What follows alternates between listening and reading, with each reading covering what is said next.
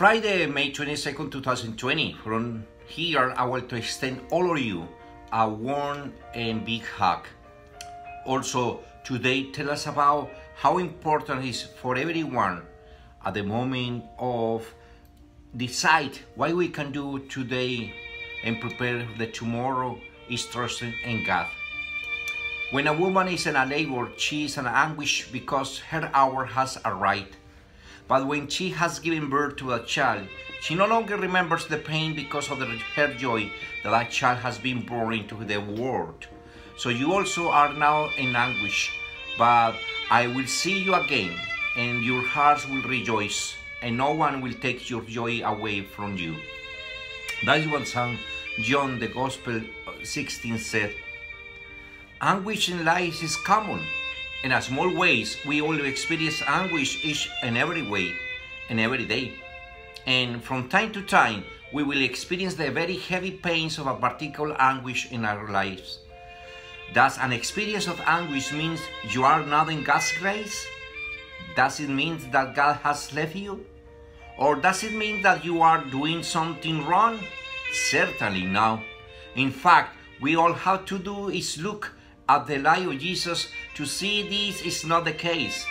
He was in constant anguish throughout his early life as he continued to enter more deeply into the mission of his Father.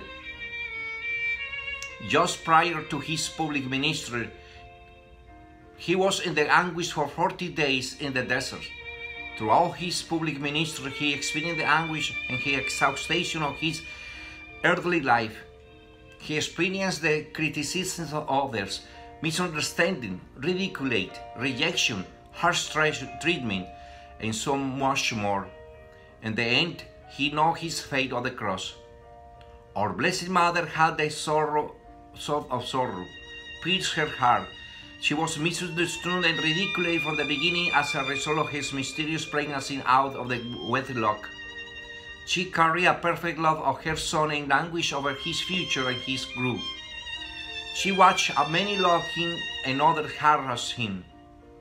She watched his monkey of trial and his crucifixion. But think of their lives now. They now reign from heaven as the glorious Queen of all the saints and the King of the universe. They live in glory now for eternity. Their anguish has turned to perfect joy.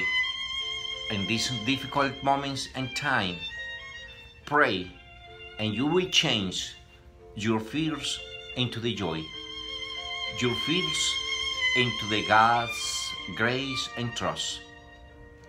I pray for you, pray for me, may God bless you.